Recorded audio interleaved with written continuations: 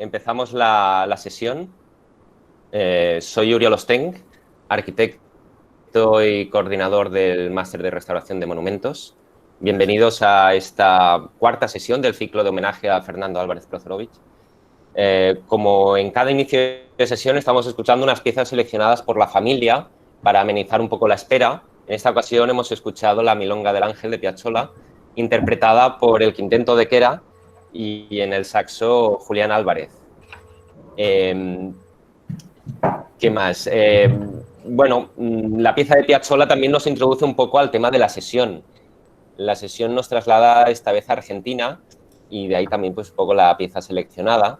Como sabéis, Fernando nació en Bahía Blanca en el 52, se tituló como arquitecto por la Universidad Nacional de La Plata en el 78 y siempre llevaba su tierra en el corazón y se escapaba siempre que podía para ir para allá, en verano sobre todo. Fernando en realidad hizo de puente entre Europa y América en los dos sentidos, volviendo a Argentina siempre que podía para hacer conferencias y visitar amigos y a familia, pero también trayendo a Europa todo lo que pasaba en Latinoamérica. Por eso cuando Ramón me propuso el título para esta sesión, me pareció acertadísimo. Y el título es Tornaviaje.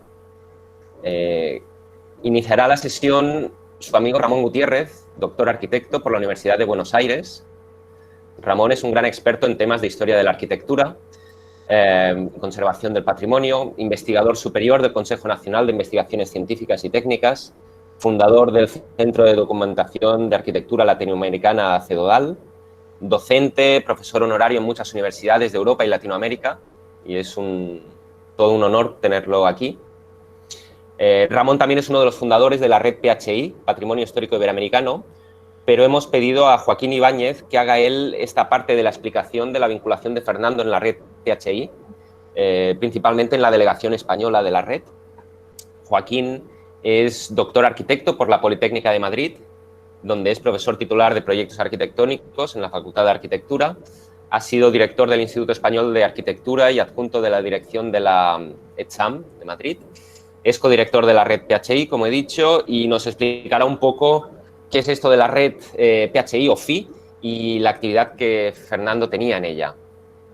Finalmente, también participará en la sesión Martín Capeluto, arquitecto por la Universidad de Buenos Aires y doctor por la UPC, antiguo profesor del Máster de Restauración de Monumentos aquí en Barcelona y actualmente director de la Maestría de Proyecto y Patrimonio de la Universidad de San Martín y gerente de Patrimonio de la Ciudad de Buenos Aires.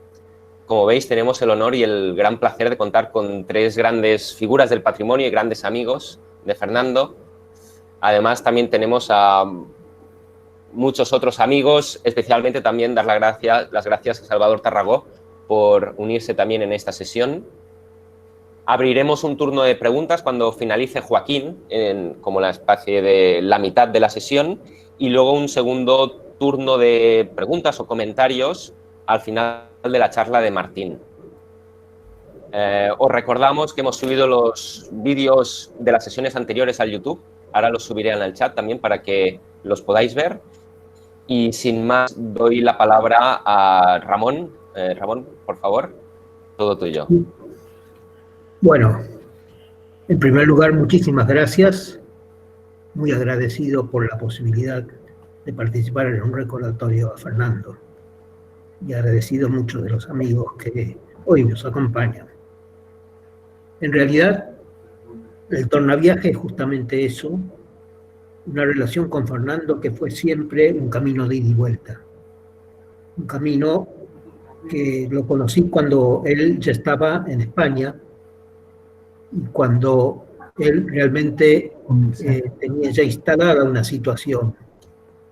Mi ubicación en el tiempo había sido una ubicación más tardía. Fue cuando en los años 70 yo pude ir a España durante un año a trabajar con una beca sobre las arquitecturas populares, las arquitecturas que tenían una relación con nuestras arquitecturas populares americanas.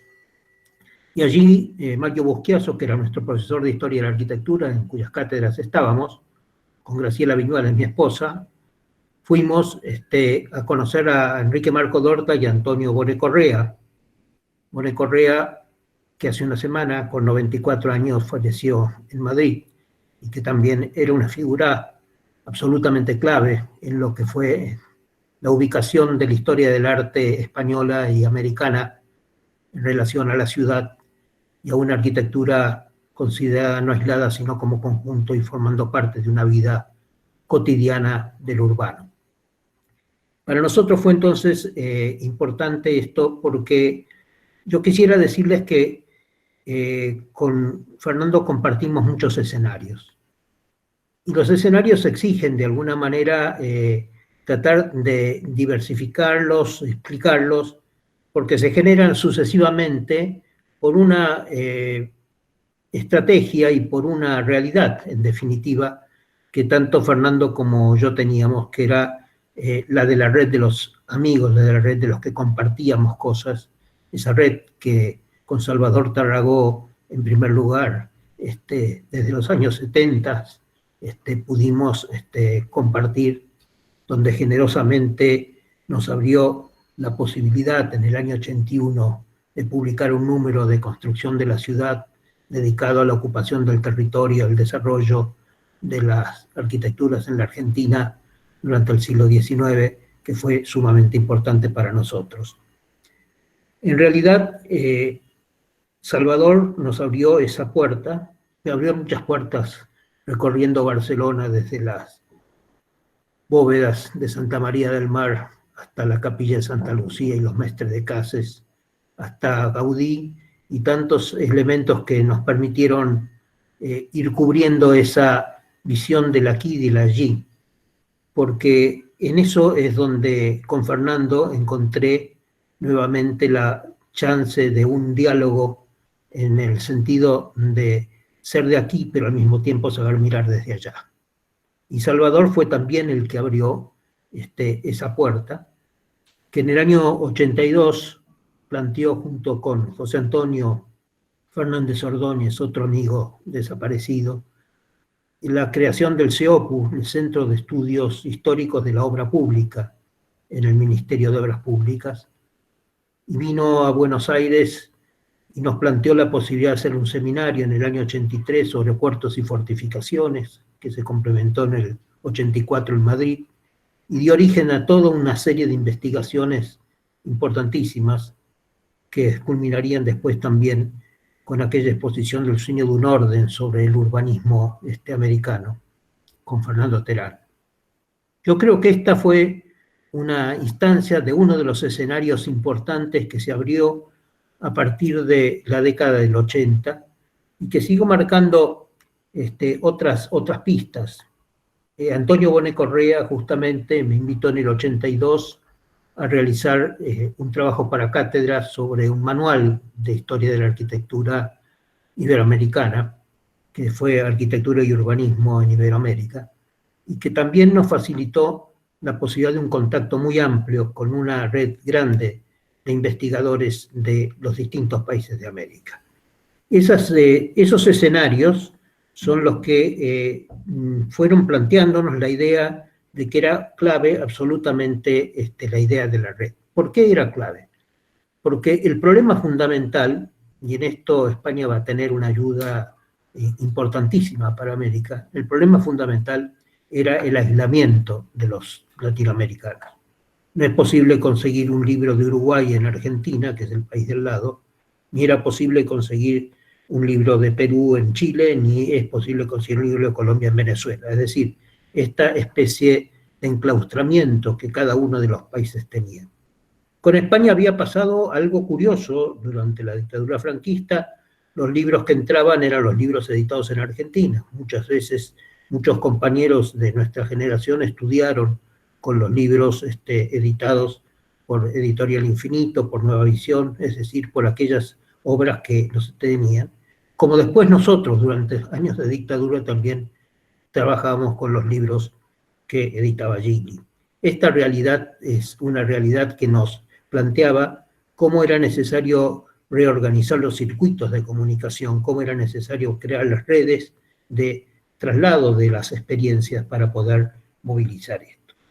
Por eso cuando se crea este doble espacio, el del CEOPU por un lado, cuando se crea en el 84 las exposiciones y el conjunto de publicaciones que se presentan, en el 85 se nos abre una puerta importante, y es una puerta espontánea, curiosamente, que fueron los seminarios de arquitectura latinoamericana. A raíz de una bienal de arquitectura en Buenos Aires, se invita una cantidad de arquitectos internacionales y una cantidad de arquitectos latinoamericanos que concurren. Los internacionales fueron a parar al Teatro San Martín, el teatro más importante de la ciudad. A los latinoamericanos, los organizadores los mandaron al turno tras noche en la Facultad de Arquitectura. Yo viví en ese entonces, después de un periodo ya desde que los militares habían ocupado la universidad en el 66, vivíamos en la ciudad de Resistencia, a 1000 kilómetros de Buenos Aires. Me llaman y me dicen, vení, organizada a partir justamente del libro que habíamos editado sobre arquitectura latinoamericana, unas mesas redondas. Y ahí conozco a un buen conjunto de los arquitectos contemporáneos latinoamericanos. Y con ellos durante 2 días estuvimos prácticamente con 2.000, 2.500 alumnos organizando estos seminarios, que fueron charlas, debates, y que generaron todo un movimiento. Un movimiento que este seminario de arquitectura latinoamericana se hace cada 2 años. Llevamos 17 seminarios hechos, no tiene presidente, no tiene secretario, no tiene tesorero. Simplemente cuando nos reunimos alguien levanta la mano y dice, dentro de 2 años el próximo es en tal lado, y hay una universidad, hay una asociación de arquitectos, hay una institución, alguien que lo organiza. Algo que parece absolutamente imposible, sin embargo se ha logrado, y se ha logrado durante 34 años. 34 años de una existencia real de algo que parece que no podría existir. Y esto es un punto de encuentro, un punto de relación, un punto de una marca, digamos, que nos fue dando la posibilidad, y ahí yo conté siempre con Fernando, con las ideas, con aportes, y siempre conté con esa especie de diálogo que nos era absolutamente necesario. En el año siguiente, en el 86, tuvimos otra chance muy importante.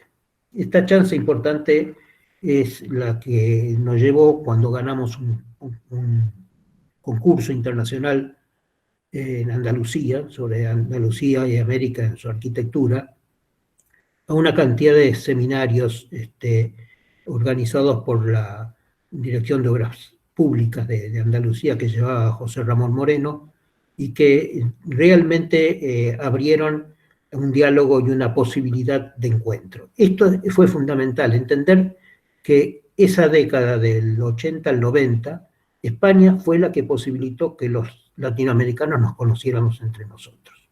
Seminarios en los cuales venían 20, 15 latinoamericanos, y todos ellos empezaban a hacer una red de amistades, una red de presencia, que es la que fortaleció los seminarios de arquitectura latinoamericana, la que fortaleció líneas editoriales muy fuertes. Por primera vez teníamos gran cantidad de publicaciones sobre arquitectura latinoamericana hechas en América, y abrimos también frentes de trabajo con revistas de arquitectura, con exposiciones, con una serie de elementos claves. En esto, yo quiero decirle entonces que estos escenarios fueron creando unos espacios. En esos espacios ya empezamos a contar con Fernando de una manera clara. En el 87, él va a realizar la exposición de Antonio Bonet en Barcelona, una exposición excelente que la traslada en el 89 a la Bienal de Arquitectura de Buenos Aires, donde se expone también con mucho éxito, y al mismo tiempo se produce otra situación grande, que fue justamente la de el trabajo que Fernando estaba realizando para su tesis de doctorado sobre el sueño moderno de Buenos Aires entre los años 30 y el año 49. En ese momento Fernando venía trabajando desde hacía tiempo con este con este tema. Tuvimos muchas charlas sobre el origen de la primera modernidad, del racionalismo, del viaje de Le Corbusier en el año 29 al Río de la Plata, la experiencia, digamos, que se había tenido de esa transferencia europea de las vanguardias, la manera en que se había acondicionado esto, tanto en Buenos Aires como en Montevideo, es decir, y viviendo esa doble relación que allí existía, los inicios del urbanismo, desde el Instituto Superior de Urbanismo francés, trasladado en la idea academicista hasta las renovaciones que se estaban llegando a plantear en ese momento. En fin, todo esto con Fernando fuimos configurando un diálogo y una forma de trabajo que nos ayudó mucho, mirando también lo que había significado esa relación con lo que era su tesis y su trabajo de preocupación en la génesis de la arquitectura moderna. En el 92 al 95 con Fernando tuvimos muchas reuniones, unas aquí y otras allí, donde le contábamos el proyecto que teníamos con Graciela de formar un centro de documentación de arquitectura latinoamericana, lo que fue el CEDODAL, que se creó hace 25 años, en el 95, y que Fernando nos fue, digamos, vinculando mucho a lo que era su propia experiencia de las grandes bibliotecas, tanto la de Cataluña como la del Colegio de Arquitectos de Madrid, es decir, las posibilidades que esto tenía, porque el problema fundamental que teníamos y seguimos teniendo los latinoamericanos es justamente el desconocimiento de lo que sucede más allá de nuestras fronteras. En esos tiempos era bastante habitual que la gente se ocupara de temas de vivienda, pero las soluciones siempre parecían que eran propias de cada uno de los países. En lugar de tener las ideas urbanísticas, parecían que eran propias de cada uno de los países.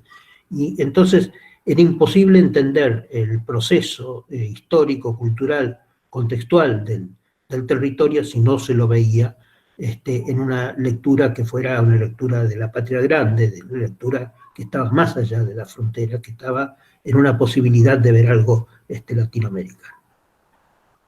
Estaba la idea, las ideas las teníamos, y a mí me ayudaba mucho siempre el que Fernando viera las cosas desde allá.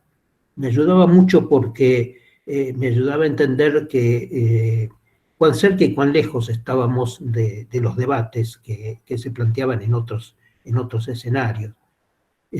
Cuánto necesitábamos reconstruir o construir una forma de lectura que fuera amplificada, que fuera más capaz de englobar, de estructurar, digamos, aquello que realmente se había generado y se había producido en el continente. A esto ayudaban las nuevas políticas editoriales, la apertura de revistas, una serie de elementos que en este momento, y en un momento además de un buen debate, como fueron los 80 y los 90 en la arquitectura española, ayudaba también a una reflexión y a una verificación de la presencia de la obra pública, la presencia del Estado, ayudando a una arquitectura de calidad, es decir, ciertos elementos que eran muy propios y que considerábamos que tenían que ver con un proceso evolutivo también en nuestras propias realidades. En el año 95, con esta idea de una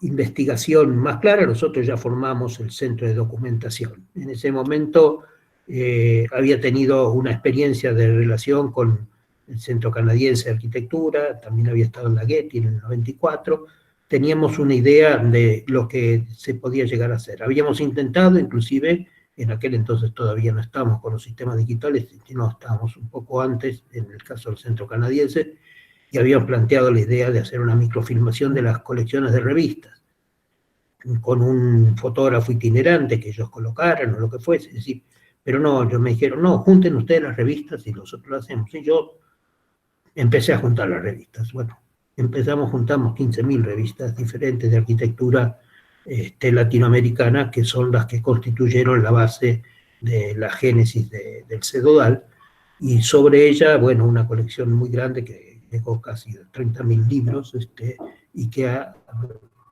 generado de alguna manera la posibilidad de crear esta estructura. Una estructura que Fernando utilizó para su tesis, como utilizó también, hemos utilizado para muchos otros ideas y proyectos, y inclusive para becarios y personas que habían trabajado inclusive con tesis o con otros elementos. En el año 95, ya Fernando había estado trabajando con los temas de Bonet y Bonet Castellana, y con el archivo, y además en la génesis con Jordi Roy del libro que editarían sobre Antonio Bonet. En ese momento publicamos, yo había estado trabajando en un archivo de Craboto en Uruguay, y aparece un concurso en el cual participa supuestamente el grupo austral, Bonet, Kurchan, Ferrari Ardoy y otra serie de gente, para un concurso de planeamiento del plan urbano de Mendoza, con Le Corbusier como parte del equipo en un concurso que era por antecedentes. Se presentan 3 equipos y Le Corbusier y su equipo sale tercero. Esto, bueno, dio lugar a una situación complicada. Se solicitó a los que habían ganado, que eran justamente el equipo de Uruguay, con Craboto, y Uruguay y Argentina, y se le pidió que renunciaran al premio y demás, pero lo que pasó es que nunca hubo ninguna certeza de que Le Corbusier efectivamente hubiera participado. Es decir, que hubiera una nota de Le Corbusier diciendo que participaba, ni figura en los antecedentes de Le Corbusier el haber participado en ese concurso. Con lo cual, el tema quedó ya, yo había encontrado todo el tema de la correspondencia, y Fernando encuentra la documentación de que sí hubo un proyecto que hizo el Grupo Austral, pero este tema no cerraba exactamente de qué forma se había hecho. Sobre esto escribimos en su momento un artículo sobre el plan urbano de Mendoza y el concurso con ese resultado.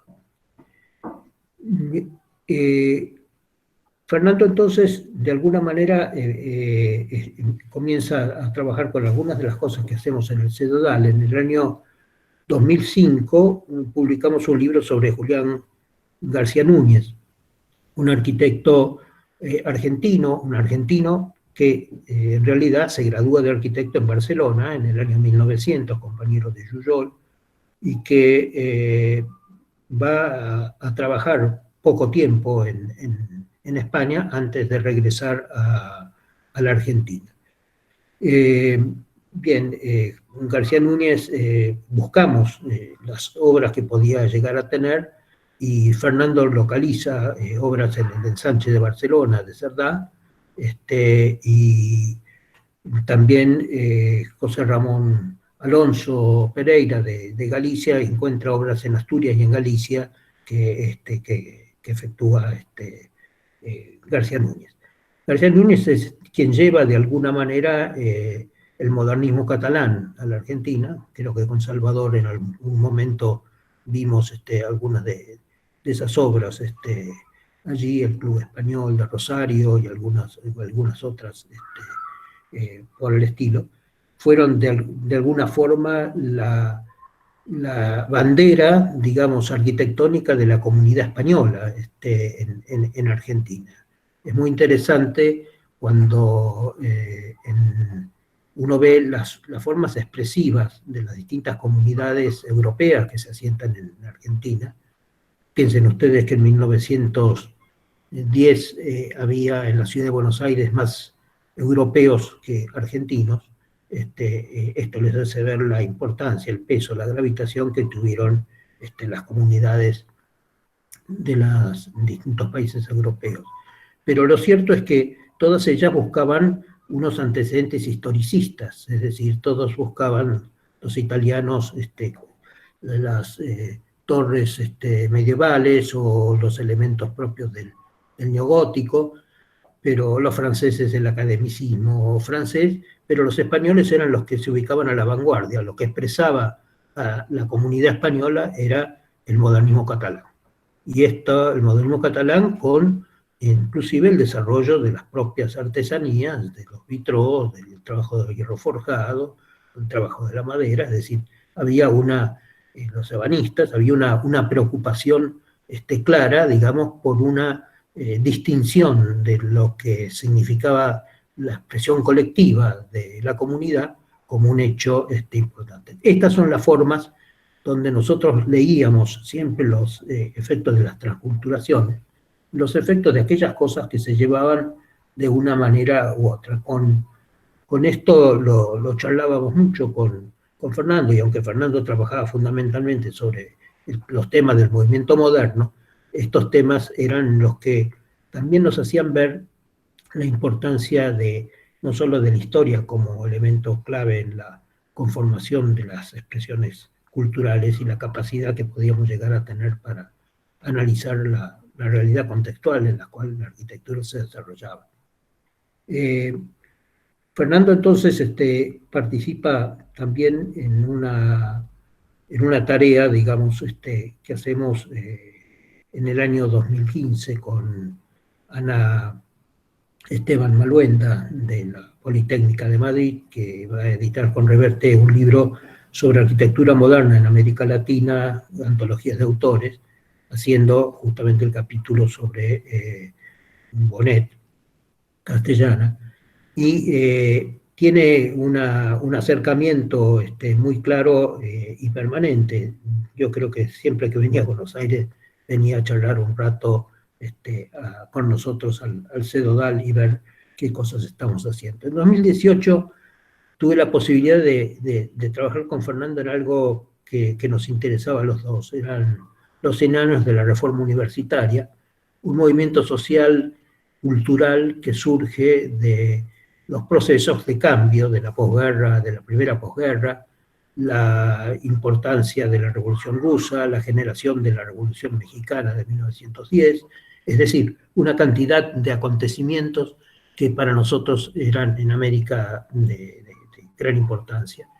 Y nos propusimos, con el apoyo de la Red FI, como les contará después Joaquín, nos propusimos hacer una exposición sobre la reforma universitaria y el pensamiento americanista, es decir, el surgimiento de movimientos culturales y políticos, sociales, que marcaron una lectura, una visión de política desde América y desde la situación de los temas americanos. Por ejemplo, las aperturas a partidos políticos regionales como la Acción Popular Revolucionaria Americana, el APRA del Perú, la idea del indoamericanismo frente al panamericanismo, es decir, ciertos puntos de reflexión, de pensamiento. Y tomó con mucho entusiasmo Fernando el tema de Manuel Ugarte. Manuel Ugarte, un pensador argentino que vivió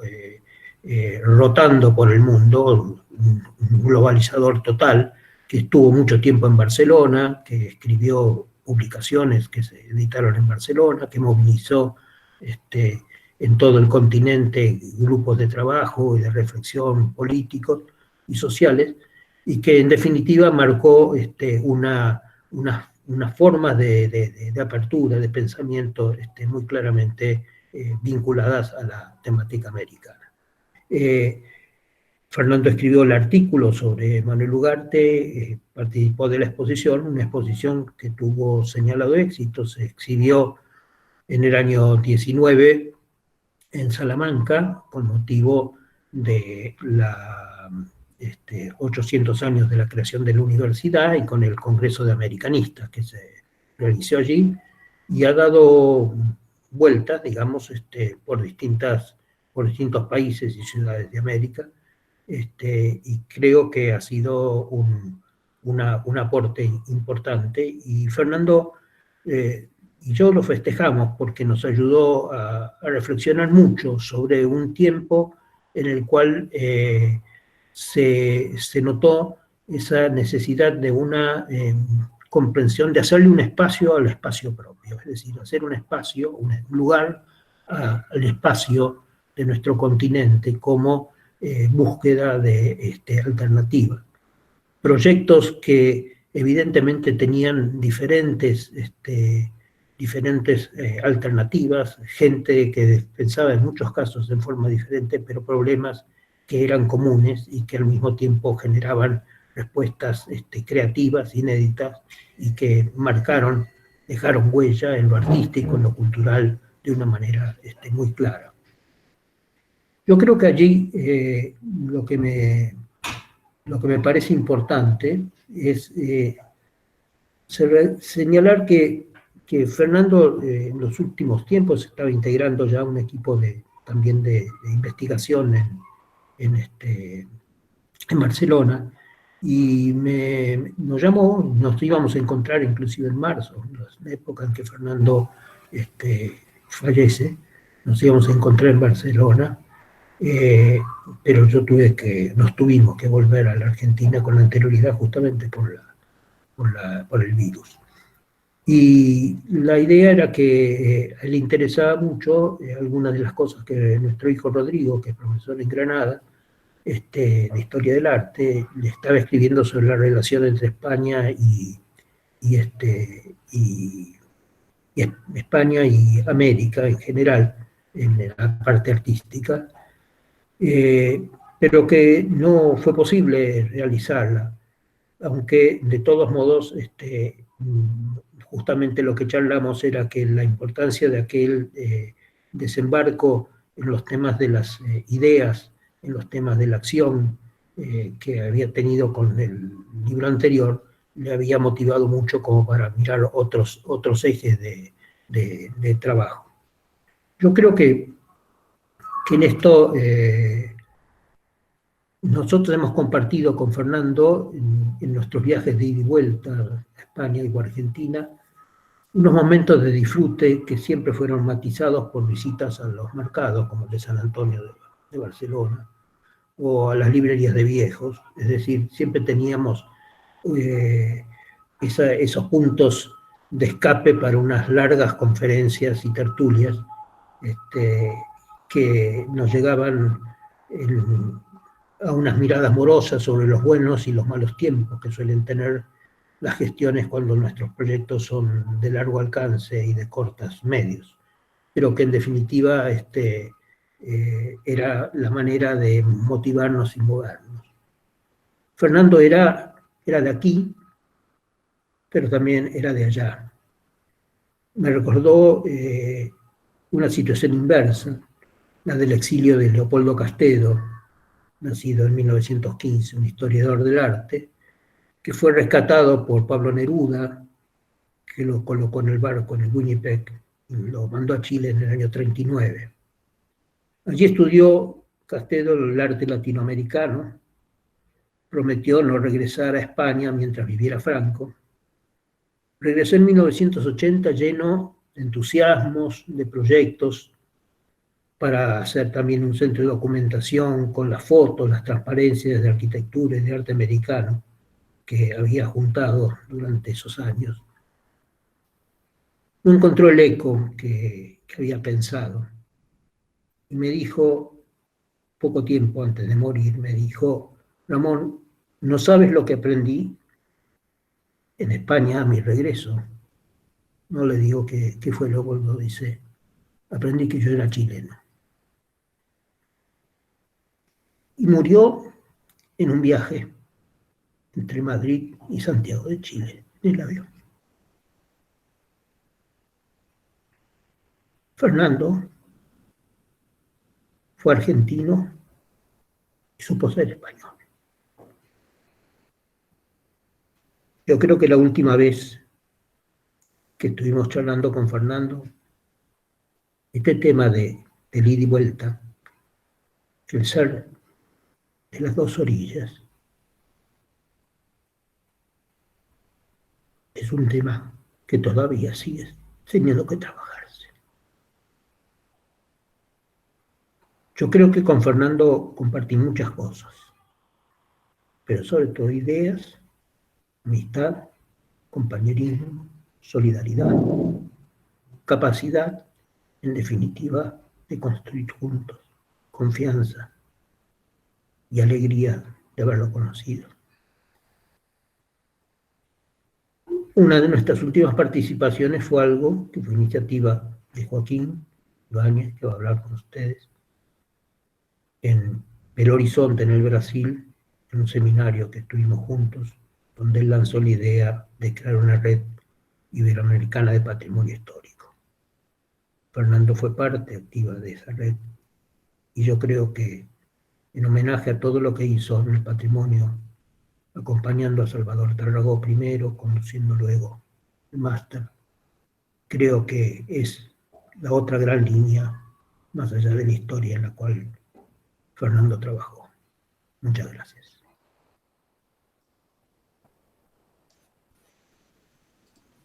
Gracias, Ramón. Muchísimas gracias por tu charla, muy emotiva. Joaquín, todo tuyo, por favor.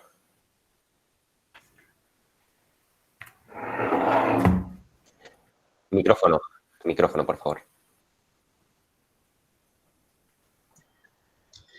Buenas tardes a todos. ¿Se me ve y se me oye? Perfectamente. ¿Sí? Bien. Bueno, yo voy a intentar no extenderme. Entiendo que voy a hacer unos comentarios muy breves en torno a temas que ha adelantado ya el profesor Gutiérrez, Ramón Gutiérrez. Lo primero que quiero hacer es, obviamente, agradecer a Oriol, a Montse y a los compañeros de la ELSAP esta invitación. Hay algunas imágenes que no se van a poner Oriol durante mi explicación, que a lo mejor ilustran algo mejor estas breves palabras, ¿no? La primera cuestión que yo quería hacer casi es empezar por el final. Estaba recordando ahora mi última conversación con Fernando, me llamó desde Barcelona para pedirme que fuera a ver la exposición que había organizado él en el ICO. Y como era, yo creo, muy habitual en Fernando, su invitación llevaba incorporada una visión autocrítica que él mismo me hizo llegar, excesivamente rigurosa. Cuando vi la exposición, no llegué a tener una conversación de vuelta con él, creo. Me di cuenta de que pertenecía a esa labor típica de rigor y autoexigencia que le caracterizaba a Fernando. En esa misma conversación hablamos de dos cosas más. Hablamos de música. Me comentó en aquel momento muy, muy feliz, en términos de amigos, que su hijo me parece que venía ahora a estar en Madrid y que entonces nos íbamos a ver mucho más porque iba a tener que venir muchas más veces a Madrid. Me pareció una idea también estupenda. Y la tercera cuestión fue un proyecto que se nos ha quedado un poco en el aire. Se lo dedicaremos en homenaje, que era a un proyecto que hemos organizado con la Red FI de Portugal y la Red FI de España, para cuando podamos ponernos todos un poco más en pie después de esta terrible pandemia, organizar una relación mucho más integrada entre estas dos redes que siempre nos hemos llevado particularmente bien. Bueno, ese era el final, ahí hemos dejado la asignatura. El principio está de la mano del propio Ramón y está de la mano de Salvador Tarragó, que es la persona que yo creo que me presentó en su día a Fernando, hacía unos cuantos años, en torno del máster que estaba funcionando ya en la SAP, que tenía todo ese prestigio que siempre tuvo, y donde conocía a una persona que, como digo, para mí siempre fue Fernando una mezcla, iba a decir, de buena educación, de rigor y de exigencia crítica. Algo que me parecía siempre una mezcla de un enorme valor. Con estos antecedentes trabajamos cuando pusimos en marcha en Belo Horizonte, en el año 10 finalmente, con un grupo de amigos, como nunca se puede hacer la cosa en la vida, en Ramón, con Flavio Carcelade, con Adriana Collado, con Jorge Figueira, con Freddy Cooper, con Mario Ceballos, alguno más que quizás se me olvide, quizás estaba ya Willy Rey, que no me acuerdo muy bien. Con todos ellos en Belo Horizonte pusimos en marcha esta red cooperativa para amortizar el trabajo de investigación en el patrimonio, en los doctorados, en maestrías, en el patrimonio arquitectónico, urbano, paisajístico, de ese amplio territorio que podemos denominar de la cultura hispanoamericana, o más bien, perdón, iberoamericana, porque obviamente lo fundábamos en Belo Horizonte, en el propio Brasil. Y en aquella reunión, naturalmente, cuando nos planteamos los presentes, que no éramos nada más que cabezas, yo mismo con Fernando Vela, mi compañero de Madrid, éramos cabezas de unas redes nacionales, sabíamos que detrás, según volvíamos a nuestro país, y así lo hicimos cuando volvemos a España, teníamos que rápidamente invitar a nuestros compañeros de las universidades españolas. Este mapa, que no está completo, actualizado, porque le faltaría ahora Ecuador, que ya se ha integrado, también le faltaría Dominicana, que está integrándose, y le falta también Guatemala, que está integrada hace más tiempo. Es el mapa actual de la red iberoamericana, de la red FI, Patrimonio Histórico-Cultural Iberoamericano. Es un poco la explicación de ese acrónimo tan clásico y tan sugerente. Obviamente, cuando llegamos a España, invitamos a las 8 universidades más experimentadas en el tema, y entre ellas, naturalmente, estuvo la ESAP, estuvo la UPC y estuvo, naturalmente, Fernando. Estuvieron más amigos, algunos otros compañeros muy activos, y en la imagen siguiente, si me haces el favor de pasarla, nos vais a ver aquí a parte de ese pequeño grupo fundacional, a Fernando arriba conmigo, a Carolina Castañeda, que siempre fue, iba a decir, nuestra inspiradora por naturaleza. En aquel momento era predoctora, luego ya es una doctora muy seria en patrimonio industrial, al propio Fernando Vela, a José Manuel Páez, que era en aquel momento el director de la cátedra de la universidad en Harvard, y a Mario, ya un tercer compañero de mi universidad, que quizá por la emoción del momento soy incapaz de recordar en estos momentos, pero muy querido profesor de mi escuela. Todos ellos estábamos en aquel momento presentando la red FI internacional, el proyecto, a la Universidad Norteamericana. Fue un acto realmente de mucho compromiso, como os podéis imaginar, en donde fuimos, íbamos a decir, el núcleo duro, el núcleo fundacional de la universidad, de la UPM, que era la que había lanzado el tema en Belo Horizonte, pero donde contamos, y esto es muy elocuente, con la colaboración y la complicidad absoluta de Fernando. Esto hay que decirlo, esto era parte de Fernando. Fernando vino, estaban invitados todos los demás miembros de la red internacional y, por supuesto, de la red española, pero quien estuvo allí fue Fernando Álvarez Prozorovich. En la imagen siguiente vais a ver una reunión de esta red española, de la red FI España, que nos convocó, a la que nos convocó en la reunión anual, nos convocó Fernando con sus dos colaboradores de confianza, obviamente, Oriol y Monse. La reunión fue una reunión intensa de 2 días en WhatsApp, donde preparamos las actividades habituales de esta red, que por cierto en estos momentos tiene, como ya habéis visto en el mapa, 18 países integrados y unas 75 universidades asociadas. Una red que desde el punto de vista simplemente ya de gestión universitaria es una red potente. Lleva ya 10 años funcionando, crece sistemáticamente y además es activa. Yo diría que para ir ya acabando, querría aprovechar también, ya que estamos aquí, en este homenaje a nuestro amigo Fernando, para recordar a todos que las reuniones de la red FI, las reuniones internacionales, cada año tienen un lugar diferente de asentamiento, y en esta reunión, igual que un año fue en Harvard, en este año 20,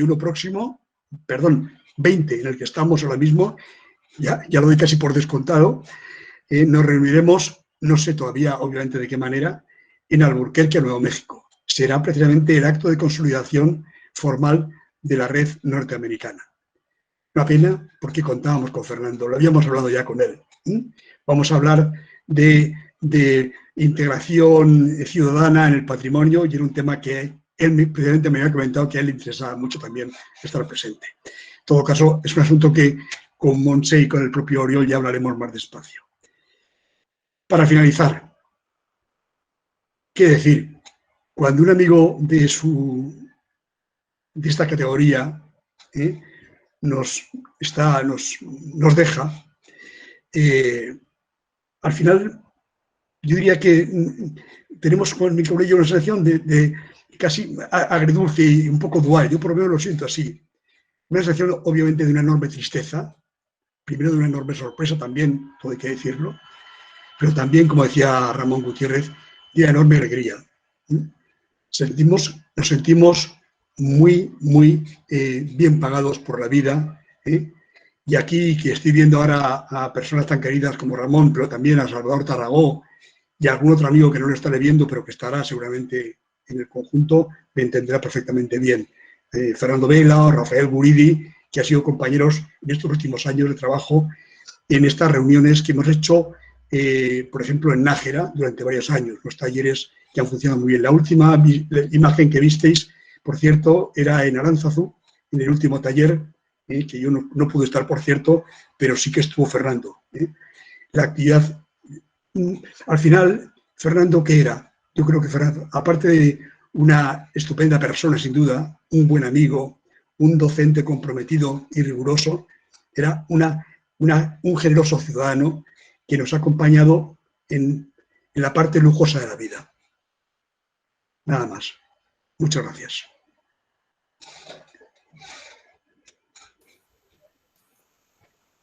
Muchas gracias, Joaquín, también a ti por esta explicación sobre la red, la contribución de Fernando a ella. No sé si hay alguna persona entre los asistentes que quiera hacer algún comentario. Por parte mía, bueno, la verdad es que son todo buenos recuerdos. Las reuniones que hemos tenido en Valencia, en Nado, con esos cursos de patrimonio hospedados en el monasterio de Santa María la Real de Nájera y bueno, que sigan produciéndose, no sé si será de manera bianual o cuándo se producirán, pero bueno, contad con nosotros también para promocionar y para promover la enseñanza del patrimonio. Muchas gracias, Oriol. A vosotros. Si hay alguien que quiera hacer algún comentario, podemos hacerlo ahora, o si no, pasamos a la siguiente parte de esta sesión, que sería por parte de Martín Capelluto. Oriol, jo sí que volia dir una cosa. En castellano, por favor, sí. Sí. Ai, mira, Martín. Espera. ¿Se sent? ¿Se me oye? Sí. ¿Oriol? Sí, se te oye perfectamente. Sí. Bueno, daros las gracias a ti, Joaquín, a Salvador, a Ramón Gutiérrez, que no nos conocemos, pero que sí que nos vimos en alguna ocasión en la universidad.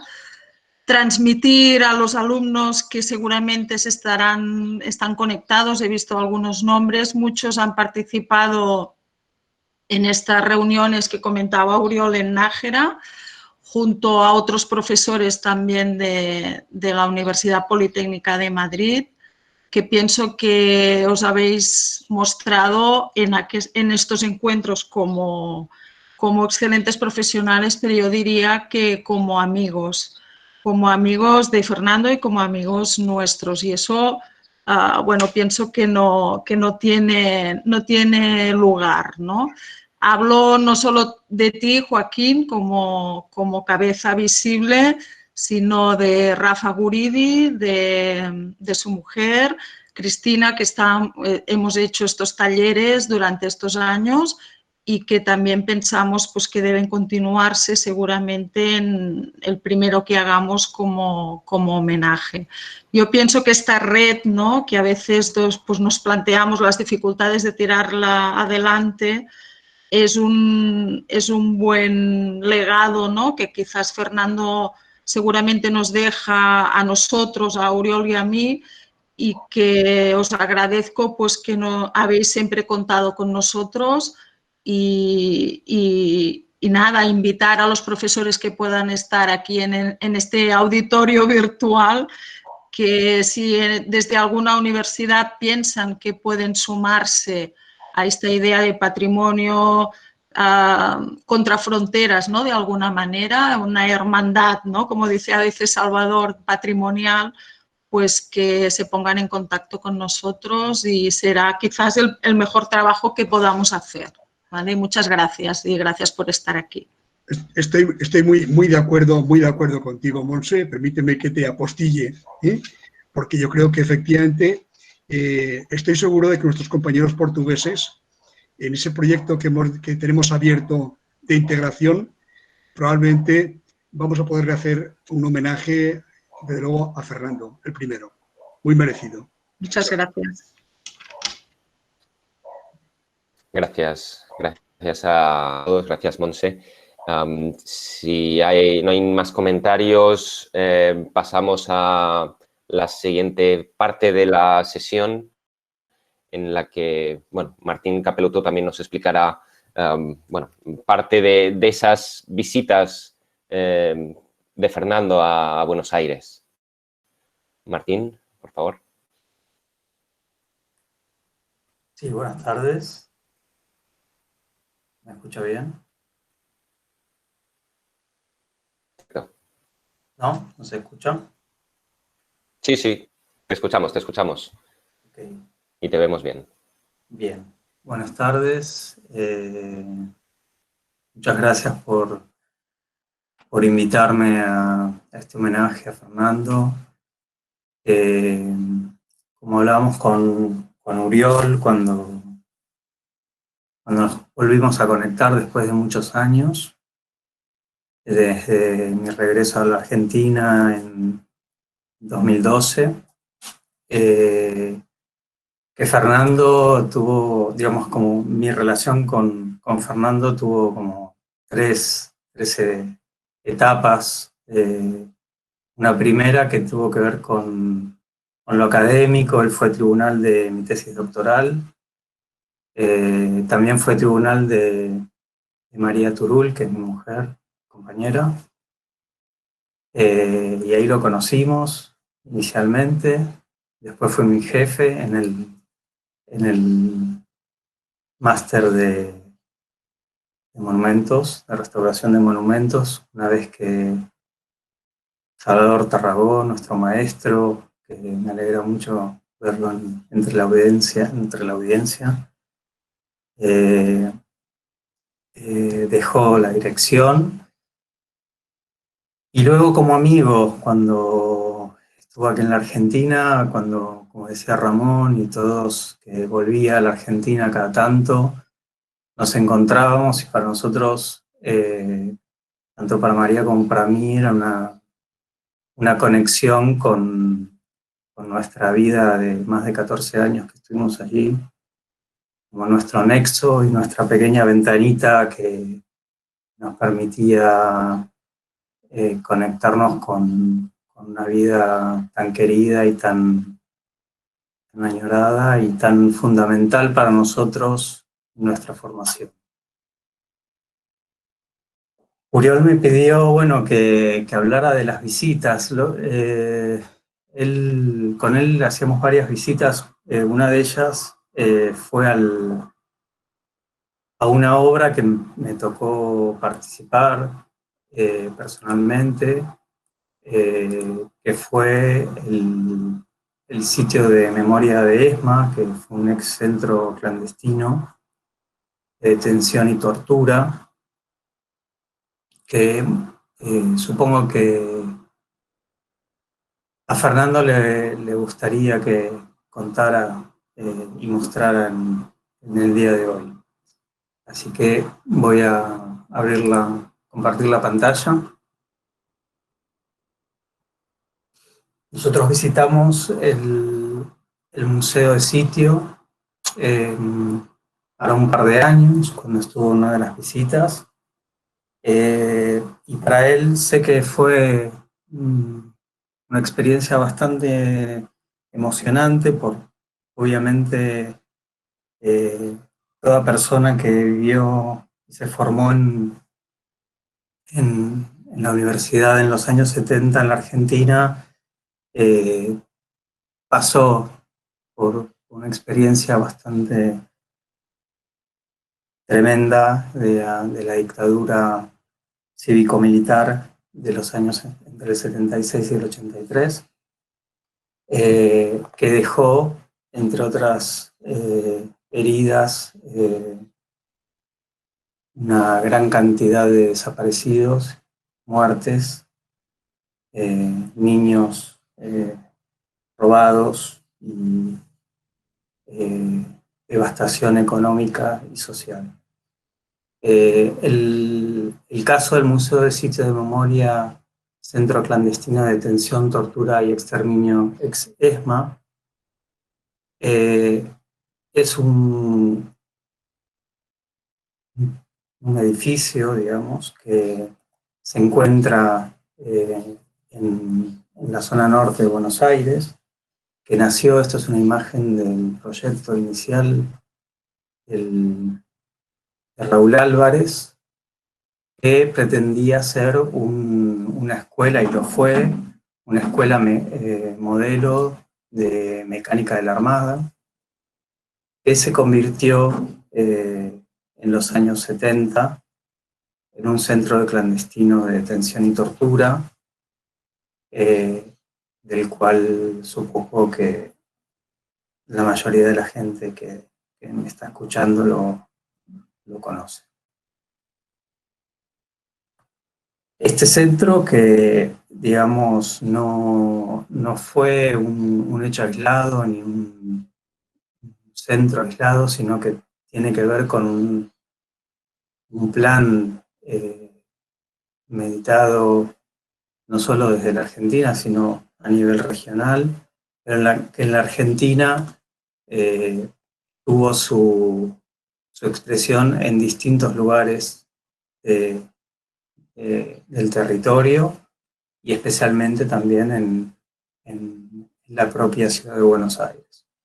Es el punto, el centro donde estaba la Escuela de Mecánica de la Armada. Se trata de un predio que tiene varios edificios, del cual solo algunos se registraron violaciones a los derechos humanos, y especialmente donde se concentró la mayor cantidad de torturas y nacimientos de bebés, y luego desaparición de más de 5.000 personas que pasaron por este centro, especialmente en este edificio que era el ex casino de oficiales. Este edificio que nos encontramos en 2012-2013 en este estado, un edificio vacío que se visitaba simplemente con algunas visitas programadas,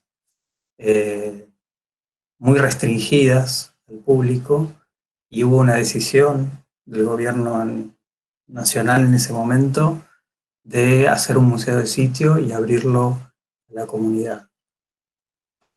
Este proyecto, que liderado por Alejandra Naftal y Hernán Bisman, Carlos Campos y Roberto Busnelli y otros integrantes, que me tocó ser parte y coordinar la parte patrimonial de cuidar, digamos, la conservación del aspecto patrimonial específicamente las superficies arquitectónicas y el edificio en general. Para contarles un poco cuál fue el partido conceptual, ideológico y museográfico, parte de una propuesta que es el resultado de muchos años de trabajo, que incluye el relevamiento de documentación existente producida por diversas fuentes, fondos documentales de diversas organizaciones, fuentes judiciales, académicas, artísticas, periodísticas y audiovisuales, otras experiencias nacionales e internacionales. Y lo más importante, las fuentes testimoniales de los diversos actores que participaron de este proyecto, sobrevivientes y familiares de desaparecidos.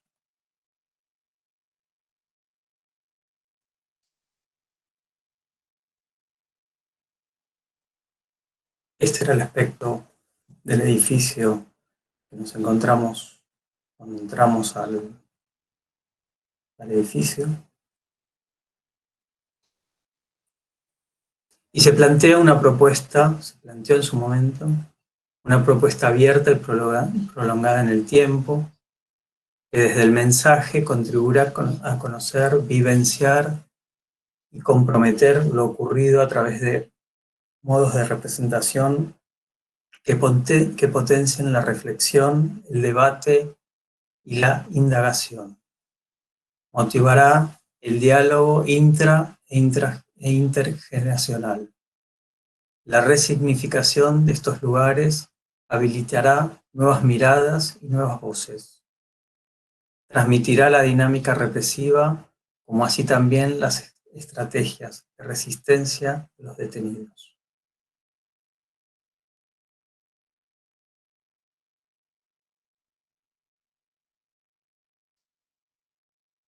Desde lo edilicio, como sitio histórico, es un testimonio material y físico de la época en que funcionó como centro clandestino de detención.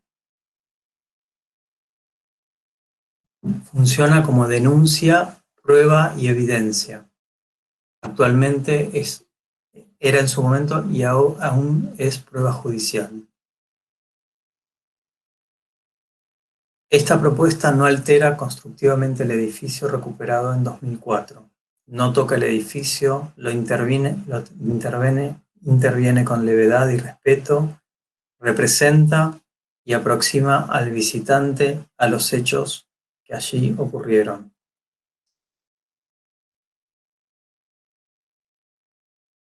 La propuesta no reconstruye un campo de concentración, porque nuestra conciencia no nos permite construir las herramientas de las prácticas genocidas. Nuestras fuentes legítimas y más válidas son los testimonios de las personas que por allí pasaron. Esto es importante porque desde la curaduría se planteó que no se iba a colocar en el guión museográfico nada que sea interpretativo. Todo lo que se colocó de texto y se explica en el guión tiene que ver con los juicios que desde 1985 se siguen produciendo en nuestro país. Como caso específico, este edificio, como estaba judicializado, tuvo el marco de intervención muy particular que al ser prueba judicial, las intervenciones estaban guiadas no solo por los criterios de la conservación patrimonial, sino que por el juez Torres, que tenía la causa, lo que llama la mega causa ESMA. O sea que todas las intervenciones que se realizaron fueron consensuadas con el propio juez de la causa. Por eso todas las superficies arquitectónicas simplemente fueron consolidadas y se dejaron todos los estratos que indicaban el paso del tiempo y las modificaciones realizadas por los propios militares para ocultar pruebas.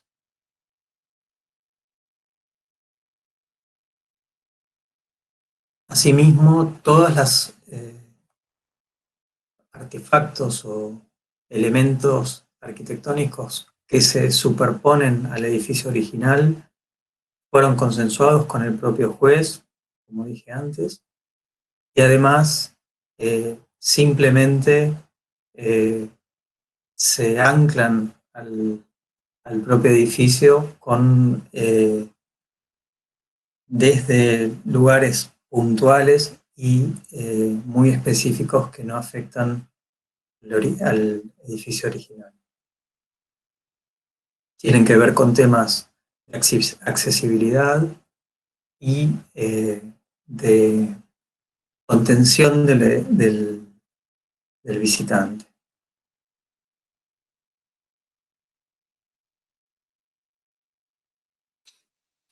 Asimismo, todos los elementos también que arman, digamos, la exposición o el circuito para el visitante está simplemente apoyado justamente para poder ser removido en caso de necesitarse alguna reconstrucción de algún hecho con algún sobreviviente o algún familiar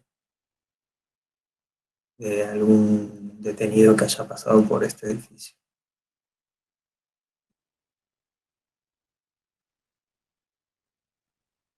Como dije antes, no se reconstruye ningún elemento de tortura, ni a pesar de que existen, por ejemplo, grilletes o elementos de tortura encontrados en el trabajo arqueológico que se hizo, como se habló y se consensuó con los organismos de derechos humanos y los familiares, un trabajo muy delicado, y se consensuó, por un lado, no colocar ningún elemento de tortura en el edificio.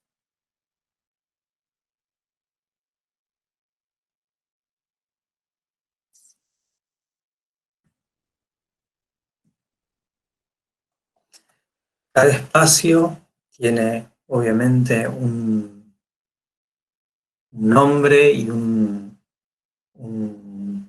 denominación que muchas veces tiene que ver con cómo se llamaban en la jerga de los propios militares o de los sobrevivientes, de los detenidos, y que llegó a nosotros a través de los sobrevivientes. Este elemento que hablábamos antes, que añadimos, tiene que ver, en este caso, con la entrada. Era un antiguo porche donde paraban los autos. Un nuevo elemento que también consensuado con los familiares, es el único lugar donde hay fotos de desaparecidos. Expresamente los familiares pidieron que las imágenes de los familiares no vuelvan adentro del edificio. Por eso este elemento contiene estas imágenes de los compañeros que estuvieron detenidos en su momento y desaparecieron.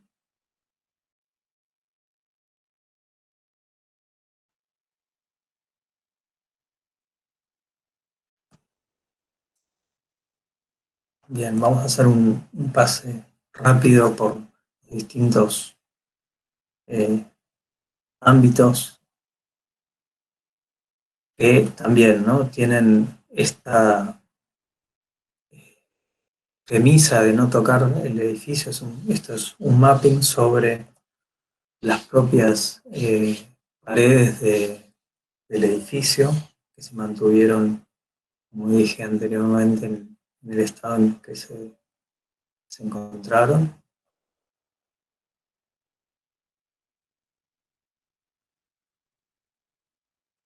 Esta tiene que ver, la anterior, obviamente con la serie de distintos golpes militares a partir del 1930 hasta el 76. La segunda es habitabilidad, que refleja la convivencia de esta cúpula militar que convivía, valga la redundancia, con la tortura y con el confinamiento de los detenidos.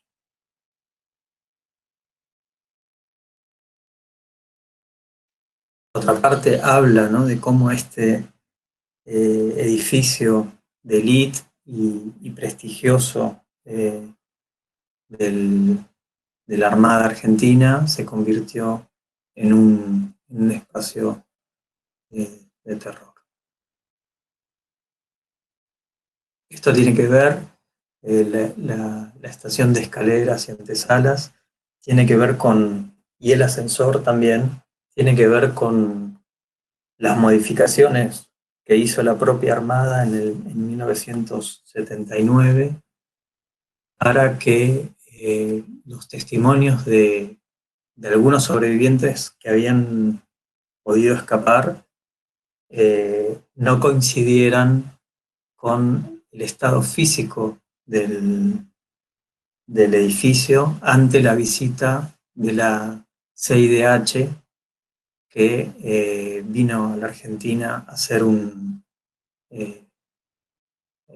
una visita a los centros que estaban acusados de contener detenidos clandestinos.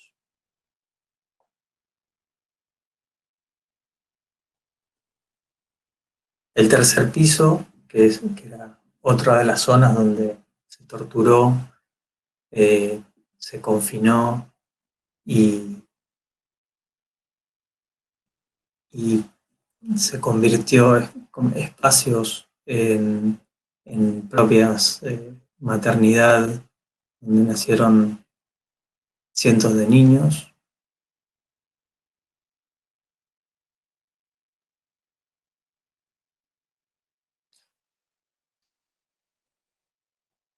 Este es otro ejemplo, digamos,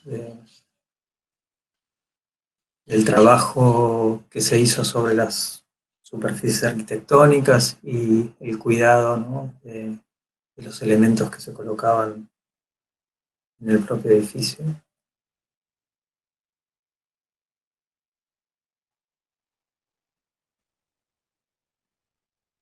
Esta es una muestra de las marcas y las huellas que los propios detenidos fueron a lo largo de los años dejando como rastros o mensajes en las paredes.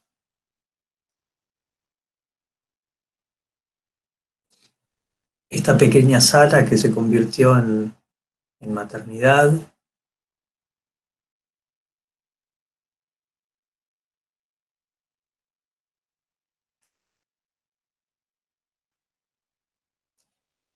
Este espacio que funcionaba como botín de guerra, como espacio de contenedor de todos los elementos que se robaban de las casas de los detenidos.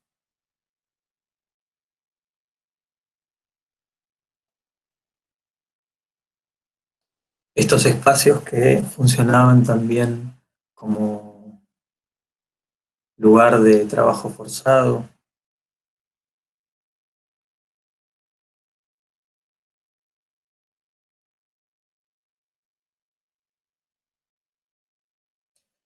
y cómo este espacio, que era el espacio del Salón Dorado, donde originalmente funcionaba como un lugar de fiestas y de condecoraciones, se convirtió en el centro neurálgico de las operaciones de programación de las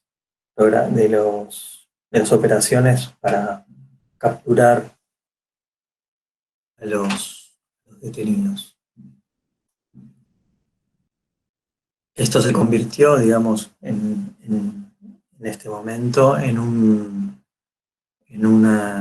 lugar que homenajea al proceso de memoria, verdad y justicia que se produjo en Argentina.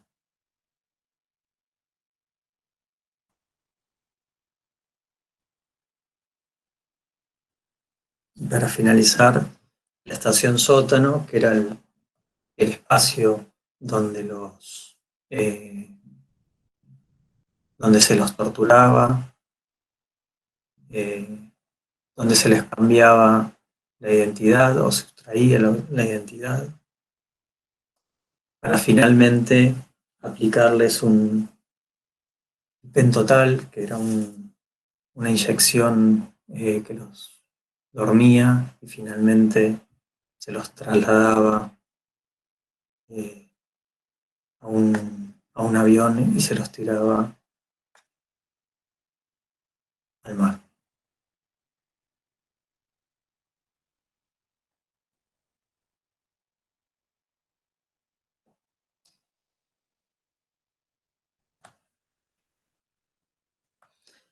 En este momento, era una de las cosas que hablábamos con Fernando, y el Museo de Sitio ESMA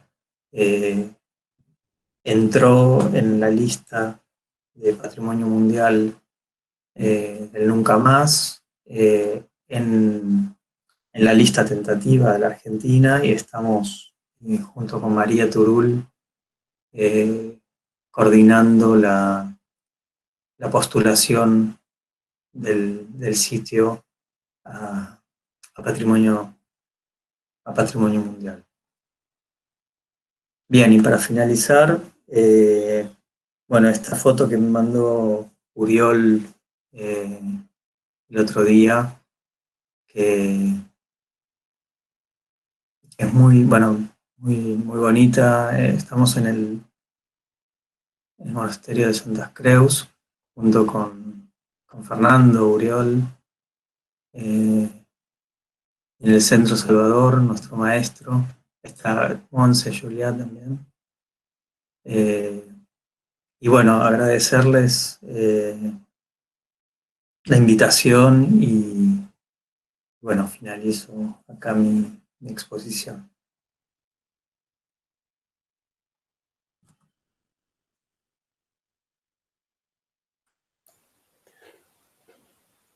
Muchas gracias, Martín. Gracias en nombre de todos, en nombre del Máster de Restauración de Monumentos, en nombre de todos los asistentes.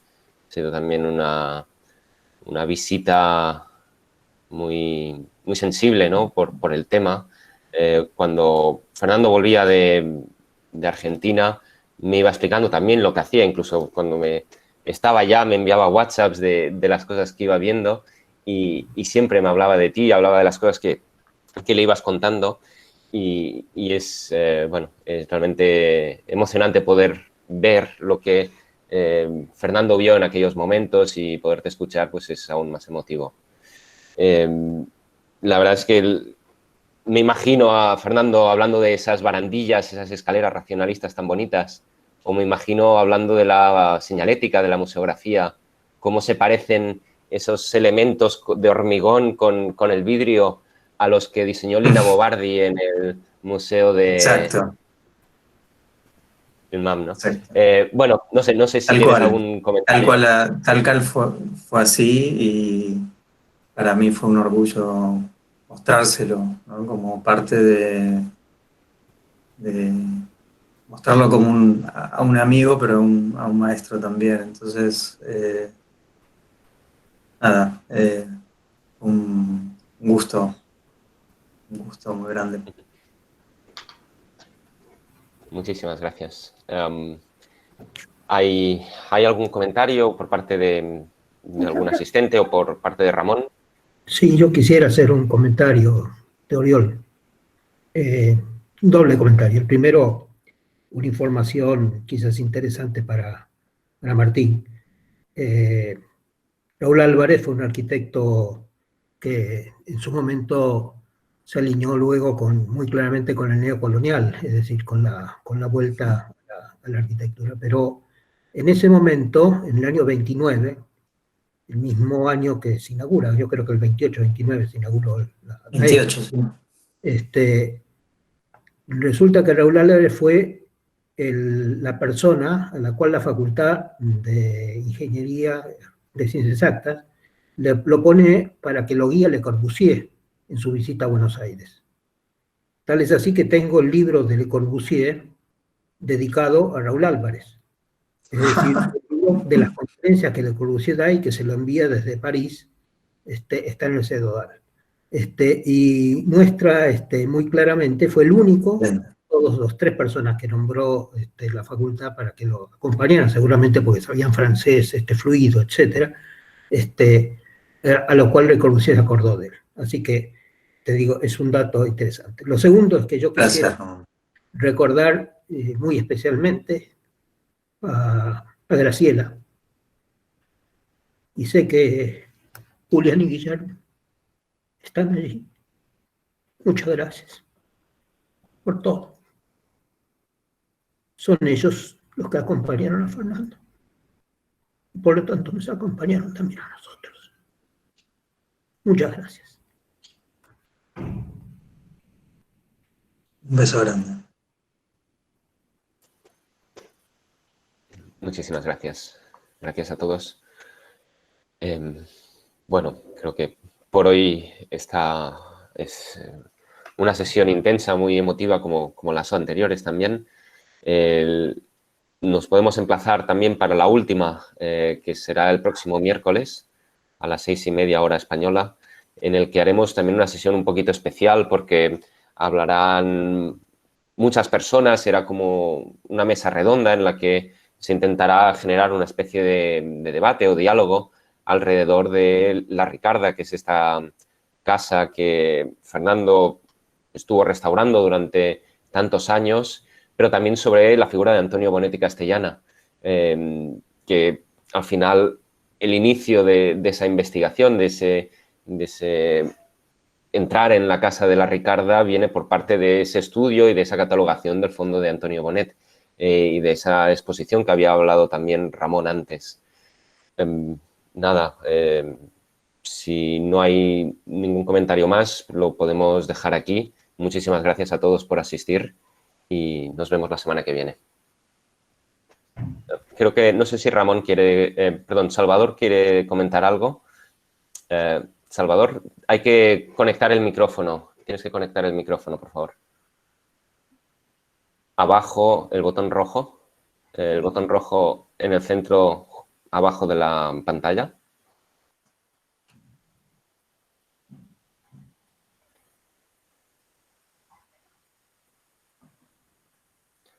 Con el ratón baja hasta abajo del todo de la pantalla y verás un botón rojo que es el micrófono. Tienes que apretar en el micrófono para activarlo otra vez.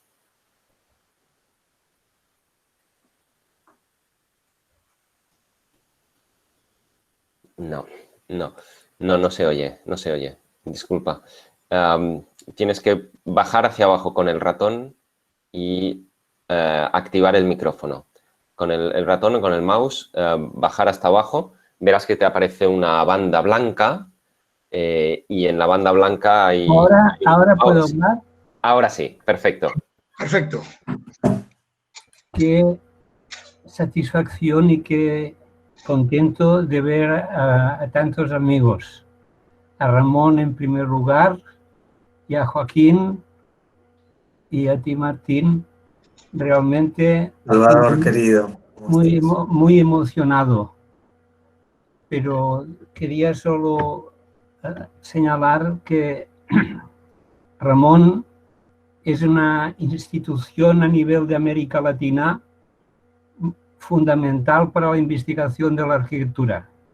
Ha creado una biblioteca tan rica en documentación de primera mano, ¿no? De testimonios de todas las colecciones de estas 5.000 revistas de arquitectura, que yo no sé de dónde pueden salir tan copiosas, pero después tantos materiales de diverso orden, de despachos de arquitectos que les han cedido, y por tanto es una mina. Y Ramón, digamos, el modelo de investigador y de arquitecto con un corazón como una montaña de grande, capaz, digamos, de entender la arquitectura y el papel del historiador de la arquitectura con una concepción moderna por la conciencia de servicio, ¿no? De que esta documentación pase a dominio público y, por tanto, facilitar al máximo su difusión y la relación entre todos los investigadores a nivel de América, de manera que no tiene nada que ver con el sistema académico tradicional de los congresos y las reuniones que solamente se aprovechan para los viajes, ¿no? Son sus viajes lo que motiva fundamentalmente la asistencia a estos congresos oficiales, mientras que toda la humanidad, todo el contacto humano, toda la riqueza que esta información arquitectónica contiene, Ramón ha sido el que con su humanidad ha acompañado y ha creado estas relaciones de amistad para poder trabajar con esta información. Fernando fue el que me transmitió esta vocación americana, ¿no? Para poder vincular el máster nuestro de restauración al público o al estudiantado americano. Gracias a su inspiración pudimos acudir a la agencia española de la ECI en aquella época para buscar la financiación de 2 becas de estudiantes durante los 25 años de existencia del máster que dirigí, pues permitieron más de 20 años de becarios latinoamericanos pudieran acceder a Barcelona para poder aprovechar sus estudios sobre restauración.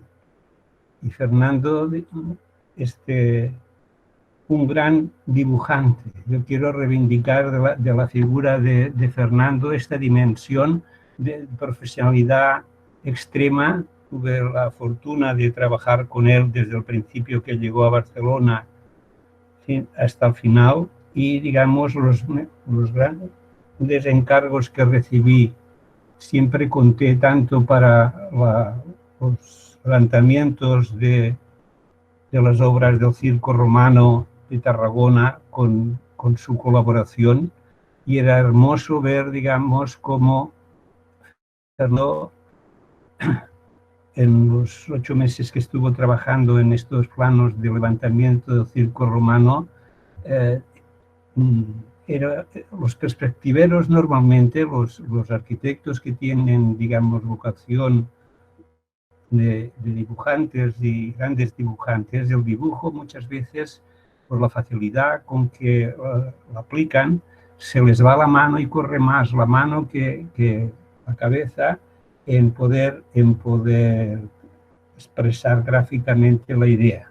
Pero Fernando, a pesar del dominio natural que tenía, del don que tenía de saber dibujar, estaba controlado siempre por la conciencia y en la construcción de las perspectivas, por difíciles que fuesen, tanto aéreas como el circo romano tenía, el circo, perdón, de Tarragona romano tenía 400 metros de largo y por tanto las perspectivas que levantaba y el trabajo minucioso que hacía de registro del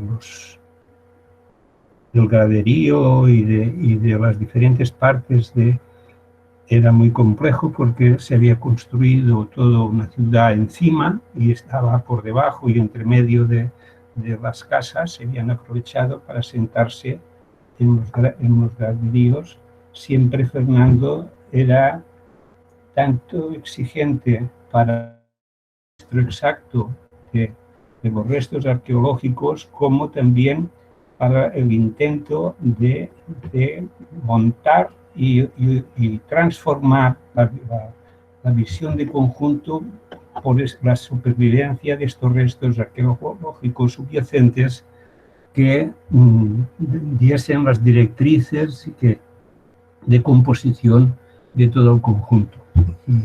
Y con este rigor en exposiciones que hicimos sobre Cerdá, pudo facilitarnos toda una serie de material vivo y directo que ayudaron mucho a entender la actualidad y el adelanto de las propuestas de Cerdá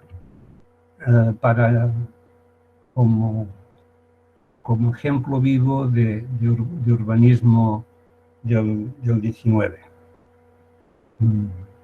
Fernando siempre fue un amigo y una persona, ¿no?, que teníamos tantos puntos en común que la riqueza humana y profesional se compaginaba con mucha naturalidad y con mucha profundidad por la identidad de puntos de vista y opiniones compartidas que facilitaba llegar a los detalles y a los elementos más profundos de los problemas analizados. Nada más. Muchas gracias, Salvador, por esta acotación, por este comentario tan acertado, ¿no?, también de la figura de Fernando. Gracias también por conectarte, realmente, por conectaros a todos. Es un gran éxito el poder ver a tanta gente, tantos amigos de Fernando, todos alrededor de estas pantallas. Martín Sáez, un amigo de Fernando, me contaba un día que esto era como una gran mesa en la que estábamos todos alrededor de Fernando. Y realmente es así, ¿no? Estamos todos, un grupo de amigos, grandes amigos, todos sentados alrededor de esta figura de Fernando y no lo vamos a olvidar, no lo vamos a olvidar jamás.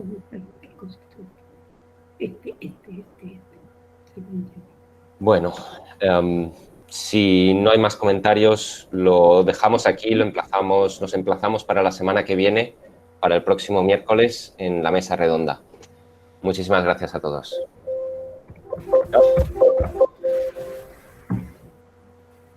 Gracias. Adiós. Perfecto.